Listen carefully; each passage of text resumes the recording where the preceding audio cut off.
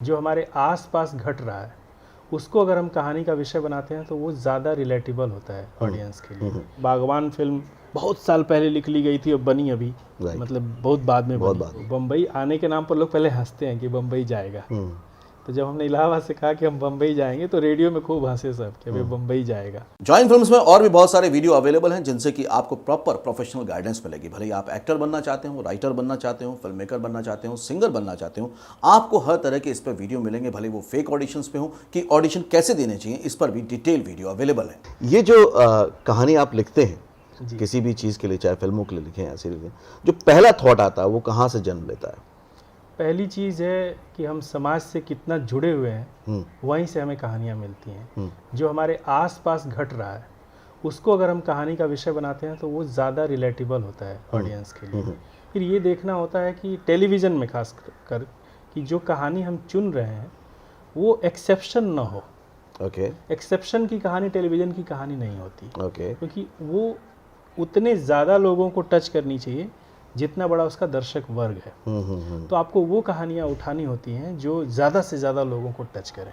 तो मतलब ये हुआ योगेश जी कि आपको सोसाइटी से कहानी भी लेनी है, लेकिन ये भी ध्यान रखना है कि इसका टारगेट ऑडियंस तक भी इसकी पहुंच बने। बिल्कुल, क्योंकि मीडियम मायने रखता है। किस मीडियम के लिए आप काम कर रहे हैं, उस मीडियम के पैरामीटर के बाहर काम करेंगे तो वो उतने लोगों तक पहुंचेगा नहीं, और पहुंचेगा भी तो बाजार में वो टिकेगा नहीं।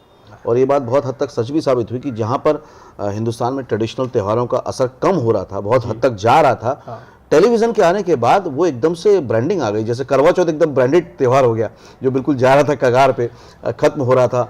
होली दिवाली के भी बहुत सारे ट्रेडिशन थे या छोटे छोटे त्यौहार के भी थे, लेकिन टीवी ने उनको वापस जिंदा कर दिया, रिवाइव कर दिया। शुरुआत में जब टेलीविज़न आया तो हमें लगा कि बड़ा खतरनाक है, ये हमारी संस्कृति को खराब करने के लिए आया है।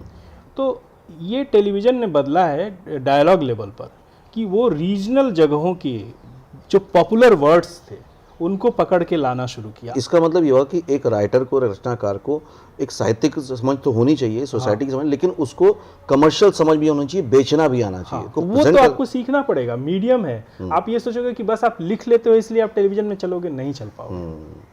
टेलीविज़न के जो अपने लटके झटके हैं, जो ट्रेंड है, उसको भी आपको तो नरेशन और पिचिंग भी उतना ही इम्पोर्टेंट है, सीखना, समझना।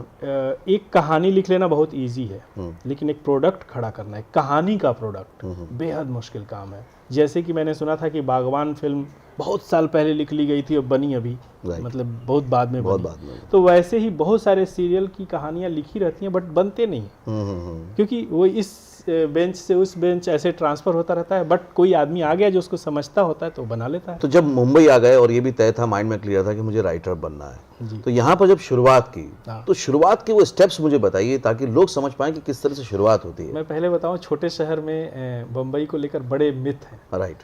तो बम्बई आने के नाम पर लोग पहले हंसते हैं कि बम्बई जाएगा। तो जब हमने इलाहाबाद से कहा कि हम बम्बई जाएंगे तो रेडियो में खूब हंसे सब कि अभी बम्बई जाएगा।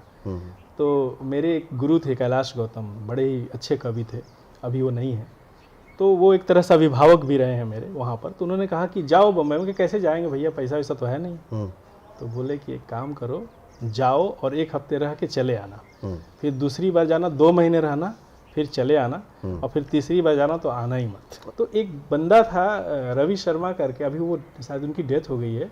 तो उन्होंने वो डीवीडी पे फिल्में बनाते थे। डीवीडी पे ये सूरत के पास कहीं पर भरूच में शूट करते थे, 4 दिन में एक फिल्म शूट हो जाती थी और वो डीवीडी पे रिलीज होती थी और लोग लोकल में देखते थे। तो उसने कहा लिखोगे? हमने कहा हाँ। तो मैं जितना सीड फील्ड को पढ़ा था सारा अप्लाई करके 3-4 दिन में, 5 दिन में एक फिल्म लिख देता। 40-50 सीन का होता था, ज़्यादा लंबी फिल्म नहीं होती थी, और एक फिल्म को 8,000 देता था। और महीने में 2 से 3 फिल्में मैं लिखता था उसमें। थोड़े दिनों बाद मैं कई लोगों के यहाँ हंटिंग करता रहा। मैं बताऊं, शुरुआत में वो डब्बे वाले फ़ोन होते थे ना, लाल वाले, जिसमें सिक्का डाल के और आपको कॉल करना होता था। तो मैं एनएनपी कॉलोनी में हम लोग रह रहे थे, तो इतना सिक्का बटोर के ले जाता था, क्योंकि सिक्के डालोगे तभी वो करेगा और सिक्के अरेंज करने पड़ते थे। तो मैं डायरेक्टरी लेके, फिल्म डायरेक्टरी जो होती थी, नीचे जाता था, सिक्के डालता था, बहुत सारे लोगों को रैंडम फ़ोन करता था जो राइटर्स थे कि मुझे काम चाहिए। हाँ, मैं आपको बताते बताते भूल गया, राइट या रॉन्ग जब रिलीज़ हुई 2010 में, तो मैं गया, मुझे बुलाया उन्होंने कि आप आओ, उसमें उसका होता है ना जो प्रीमियर। तो नीरज जी की फिल्म शुरू हुई और मैं बैठा था और बिगनिंग में ही सिंगल प्लेट पर मेरा नाम आया, एसोसिएट राइटर योगेश विक्रांत। तो मेरे लिए बहुत बड़ा इनाम था, क्योंकि वो घोस्ट राइटिंग के ज़माने में एक एसोसिएट राइटर के रूप में नाम आना, written and directed by Neeraj Pathak हो और उसमें आपका नाम फिल्म की बिगनिंग में आए और सिंगल स्क्रीन पर आए, तो ये बहुत बड़ा अवार्ड है। कि जो घोस्ट राइटिंग होती है जिसमें क्रेडिट नहीं मिलता, और इस पर ऑलरेडी मैंने एक वीडियो बनाया, आप लोग जरूर देखिएगा, थंबनेल में शेयर करूँ कि घोस्ट राइटिंग क्या होती है। जो भी नए राइटर इंडस्ट्री में आके काम करना चाहते हैं लेकिन गाइडेंस नहीं, तो इधर उधर भटक रहे हैं, उनको मालूम नहीं कैसे पिच करना चाहिए, कैसे नरेट कर, जो नरेशन शायद जानते भी नहीं है कि नरेशन और सिनॉप्सिस का कोई वैल्यू होती है, तो उनको क्या गाइड करोगे आप? एक ऐसा राइटर बनिए जिसको सभी पढ़ना और सुनना चाहे या देखना चाहे। तो इसके लिए संघर्ष बड़ा हो गया, आपको हज़ारों में से एक यूनिक कहानी बनानी है। तो जो भी नए राइटर आ रहे हैं उनको तो सबसे पहले मैं कहूँगा कि जो आप दिखाना चाहते हो आप देखो, आप देखोगे नहीं तो आप क्या दिखाओगे। आपको एक अच्छा ऑब्जर्वर होना पड़ेगा, आपको समाज में हर तबके में बैठने वाले लोगों से जानना पड़ेगा कि वो क्या देखना चाहते हैं और किस चीज़ से इरिटेट होते हैं, क्या नहीं देखना चाहते। Thank you Yogi ji, thank you very much. I will join